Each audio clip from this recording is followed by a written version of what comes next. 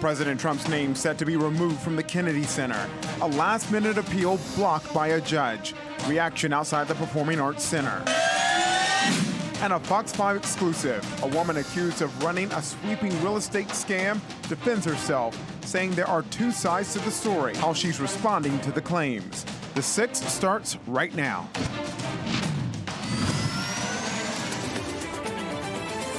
Right now on the 6th on Fox Local, a second straight day of potentially dangerous weather in the DMV. A severe thunderstorm watch remains in effect across the region tonight. And you can see the conditions from our Stax camera as well as the radar on your screen right now. The risk for storms coming after a record hot day in our area. Yeah, Caitlin Roth is here with what to expect heading into this glorious weekend. I don't care what the weather's going to be, it's the weekend. I know, I hear you on that one. Why does this week feel like it was so long? I guess they all are. Yeah. Right. But this one particularly, with the heat and the storms, we hit 100 degrees today. Ooh. We sometimes go all summer without hitting 100 and then degrees. these downpours come and they come fast. They do. They form fast. They intensify quickly. So we've still got some on radar right now, you guys. Yeah. And it's been a busy afternoon.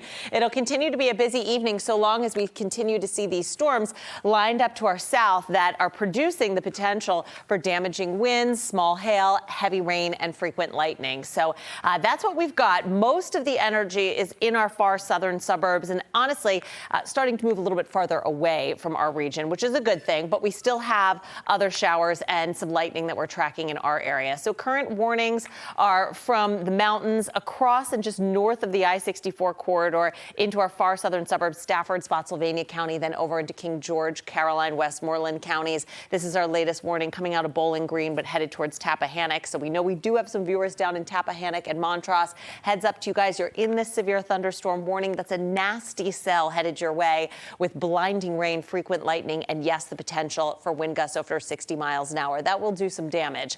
Back downstream of that, we've got more storms that extend through Culpeper County and just south of Culpeper County. A severe thunderstorm watch is in effect until 9 p.m. Today, we were under a heat advisory. We still technically are for 2 more hours, and it was very warranted. Our air temperature was 100 degrees. We hit 94 at Dulles, 97 at BWI, both daily records for BWI and Reagan, well above normal, and we felt every degree of it as it was incredibly humid too. Live look at Fredericksburg, where they just got hit with that severe storm. It's 84 degrees right now at the airport, so we're a little bit rain cooled, but as soon as the sun comes back out, it feels very steamy and uncomfortable.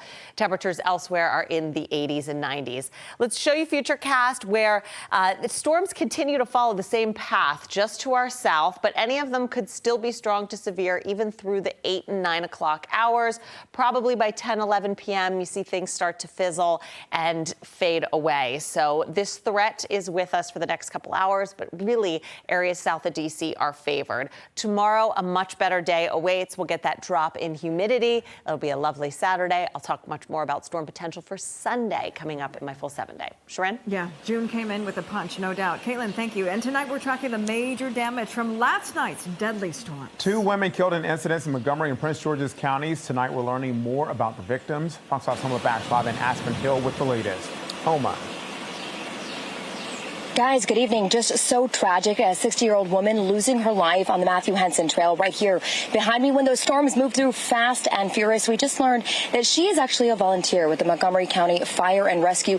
They tell us they're mourning the loss of a friend and a colleague. It is still not clear why she was out on that trail at that time, but neighbors tell us they're shocked to hear what happened.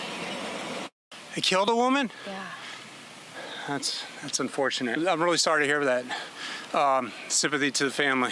We've had a lot of pretty wild storms lately, but I mean, I didn't realize it was this bad. Wow, that's shocking though to hear that somebody died on the path back there.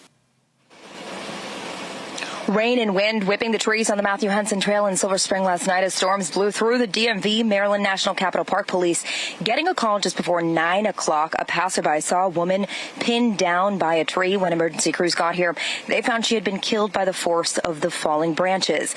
At this hour, we do not have her name or know why she was on the trail at the time. Her family, understandably upset. They didn't want to speak on camera, but said they tracked her location on her phone. I spoke with one neighbor who has a ton of trees on his property. It backs up to the trail. Here's what he heard when it all happened. I was on the phone around 9 p.m. I heard a loud thump. As I said, we did take a few trees down. So I'm aware what a tree falling down sounds like. I didn't find out till this morning when a few of the neighbors told me. So when you heard that? Well, it's very unfortunate. It's terrible. It's also terrible, for the family itself, I'm sure. And this car also catching fire after storm damage brought down power lines. The man who owns it telling Fox 5 he lost everything, including the tools he uses for work as a carpenter. Officials say live wires came down. They got tangled and sparked the fire. In Prince George's County, police telling us that a woman was killed by a downed tree in Marlton. She was just 37 years old. This apparently happened in her backyard. Her identity has also not been released. So again, 2 women killed in 2 separate incidences. In Park Department telling me that they did come out here to investigate exactly how this tree came down to see if it was decayed. They said it was not. It was a healthy tree. It was just the force of the storms last night that happened to bring it down in such a way. Guys. All right, Homa, thank you. Tonight, new video of this suspect wanted in the shooting of a 2-year-old boy in Northeast D.C. Police found that 2-year-old grazed by a bullet Tuesday night inside an apartment complex on Benning Road. The injury, non-life-threatening. Police are offering a $10,000 reward for information that leads to an arrest and conviction. Tonight, we learned the innocent bystander shot outside the White House last month was an Army soldier. Benjamin Del Real was hit during the shootout between a man and Secret Service. He's still recovering. The shooter, Nasir Best of Maryland, was killed by Secret Service. We're told he had encounters with federal agents. President Trump was inside the White House during that shooting. A UFC fight will happen at the White House this weekend. A federal judge denying an emergency injunction against the UFC Freedom 250 fight on the White House lawn. The judge ruling that the plaintiffs failed to show how the event could cause harm. Tonight, fighters will hold a news conference at the Lincoln Memorial to promote Sunday's bouts, which are also happening on President Trump's 80th birthday. Meanwhile, crews are preparing to take President Trump's name off the Kennedy Center. This comes after a judge denied a request to stop the removal of the president's name. Artisha Lewis has this report. About a dozen crew members are preparing to remove President Trump's name from the Kennedy Center, and they started the process. A quick pause due to weather, but you can see the crowds gathering behind me. That construction crew that came here to do this removal process met with cheers. But again, everybody grounded for the moment as some weather passes through. This is all the aftermath of a U.S. district judge ruling last month that it was illegal for President Trump's name to be added to the building. Only Congress can implement a name change to the iconic Performing Arts Center. Today was the deadline for Mr. Trump's name to be removed. The removal of President Trump's name from the Kennedy Center also reportedly applies to letterhead, signatures, tickets, and much more. This all comes in the aftermath of Mr. Trump ousting the Kennedy Center's previous board of directors and replacing it with his own, who named him as chair. Today, crowds stood outside observing it all in the sweltering heat. This building is here for President Kennedy, and it's an affront to me personally that he's here. He doesn't like the arts, so why is his name on a building that is so just about the arts? One of my close friends is with the Washington Opera that plays. She's a violinist here. Their season has been essentially canceled. She can't play. That's her bread and butter. That's her job. If he wanted to change the name, he should have done it the proper channels. I wouldn't have liked it, but he could have gone that route.